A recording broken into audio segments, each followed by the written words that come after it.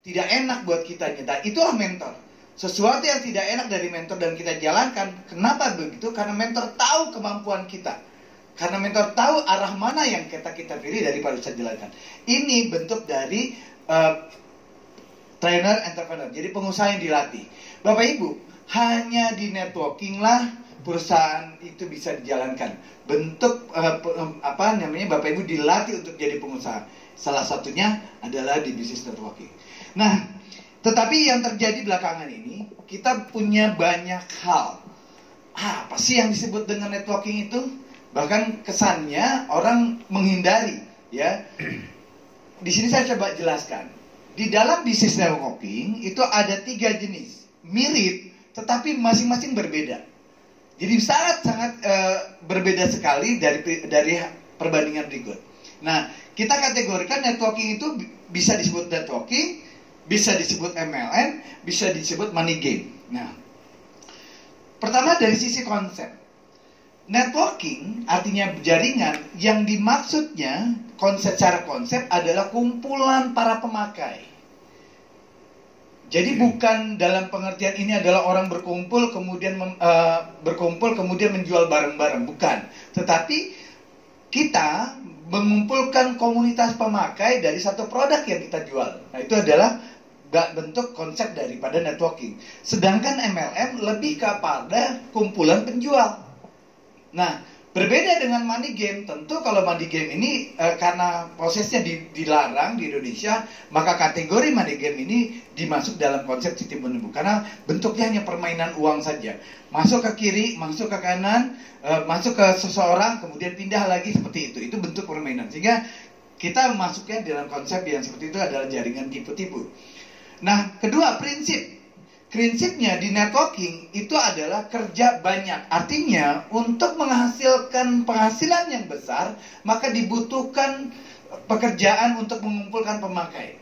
Ya, jadi barangnya bisa jadi satu, tapi yang menggunakan banyak sehingga akan menghasilkan penghasilan banyak. Nah, ini sama dengan prinsip MLM, kerja banyak. Nah, bedanya kalau di money game biasanya orang yang duluan lah yang dapat banyak, ya. Jadi penghasilan mereka yang lebih dulu banyak menerima penghasilan lebih besar dulu. Kemudian secara produk di networking, produknya itu bisa banyak karena yang kita gunakan, yang kita kumpulkan ini adalah jaringan pemakai. Berbeda dengan MLM, bisa jadi beberapa MLM itu hanya satu produk atau 2 produk saja, atau juga mungkin banyak produk karena targetnya adalah penjualan yang besar. Kemudian di money game, ya tentunya money game ini bukan produk. Produk ini hanya kamuflase agar dia terkesan di dalam bisnis. Padahal sesungguhnya produk itu menjadi sebenarnya tidak ada pun tidak masalah karena memang itu hanya kamuflase. Jadi markupnya bisa jadi tinggi, ya. Kemudian kita lihat perbandingan dari sisi biaya masuk. Artinya untuk masuk ke bisnis ini berapa besar sih investasi yang dibutuhkan? Nah, kalau di networking kita tidak butuh informasi besar karena memang bukan untuk mengumpulkan uang dapat dari beberapa banyak orang yang masuk ke grup kita atau masuk ke jaringan kita, bukan dari pendaftaran yang kita kejar, tetapi dari transaksi pemakaian. Itu dari konsep networking. Nah, di MLM demikian juga, bukan lagi dari orang yang masuk, berapa banyak rekrutmen, kemudian pendaftarannya bayar berapa besar dia waktu daftar, bukan itu. Di MLM pun masih relatif kecil, ya. Tetapi kalau di money game, memang yang ditujukan adalah berapa besar orang masuk ke dalam bisnisnya. Sehingga yang dibutuhkan bukan lagi produknya, bukan lagi entry-nya, dibutuhkan adalah berapa investasi seseorang yang dimasukkan ke dalam bisnis ini yang ditawarkan. Nah, itu kategori yang ke-4 dari biaya masuk. Nah, Bapak Ibu, yang paling penting kita bicara adalah sumber bonus kita, sumber penghasilan kita, karena kita ingin meraih impian di bisnis ini. Sumbernya dari mana? Nah, dari networking, sumber bonusnya harus dari penjualan produk.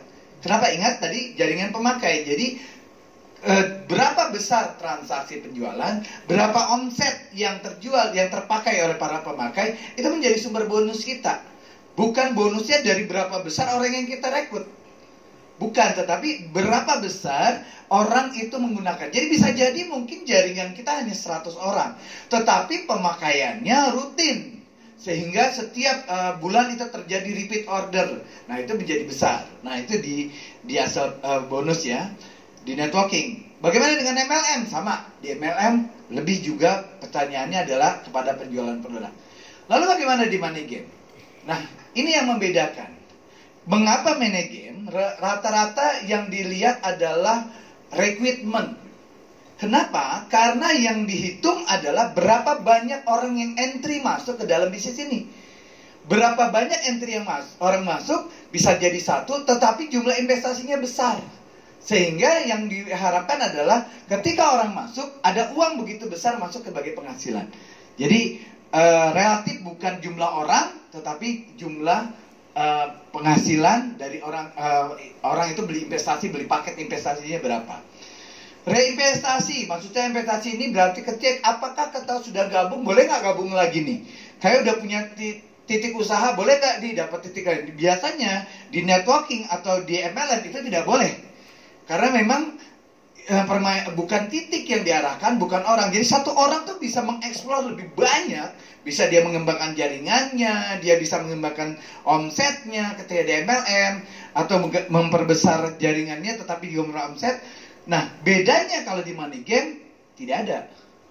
Di money game justru ada invitasi, misalkan satu sudah dibatasi, maka dia bisa mendaftarkan lagi orang lain. Itu invitasi. Tutup poin. Nah, mungkin ada beberapa hal yang perlukan. Di networking, tutup poin itu mungkin bisa jadi ada, hanya sebagai membuat keaktifan. Tetapi kalau di MLM itu wajib ada. Kenapa? Karena dia jaringan penjual. Semakin besar omset, semakin besar penjualan, kemudian itulah komisi akan dibayarkan. Memang targetnya menjadi penjualan. Jadi di tutup poin di MLM itu besar. Bagaimana dengan money game? Ya jelas, jargonnya karena memang mereka tuh bukan produk, bukan penjualan, tidak akan ada yang namanya tutup poin. Ya, stokis di networking rata-rata sih sebenarnya tidak perlu lagi stokis, karena networking itu pemakai, jadi cukup perusahaan aja memberikan bagaimana caranya bisa tersebar. Di MLM pasti ada stokis karena memang jaringan penjualan yang dibangun. Di money game, ya karena buat kamu plus, mungkin ini bisa jadi sebagai semacam cara untuk menarik orang sehingga dibuatlah stokis-stokis tertentu. Nah, untuk penghasilan, karena kita pengen memiliki impian, maka penghasilan yang terbentuk di networking itu lebih sifat pasif. Maksudnya apa? Artinya ketika semakin besar jaringan kita, jaringan pemakai kita, maka kemungkinan penghasilan itu makin banyak. Ya, di MLM juga demikian, masih penghasilan. Tetapi di money game itu aktif. Artinya apa? Keaktifan kita merekrut mitra baru, keaktifan kita merekrut anggota-anggota baru yang entry masuk ke bisnis kita, itulah menjadi kunci bagaimana kita mendapat penghasilan. Ini 3 hal. Jadi pertanyaannya sangat berbeda sekali. Bisnis networking, bisnis MLM dengan money game sangat beda. Walaupun di Indonesia networking dan MLM itu izinnya bisa jadi sama, karena memang masih bersatu izin, surat izin penjualan langsung, ya. Tetapi kalau money game di Indonesia sudah dilarang. Nah, Bapak Ibu, dari model bisnis ini, ya, dari model bisnis yang tadi kita pilih, bisnis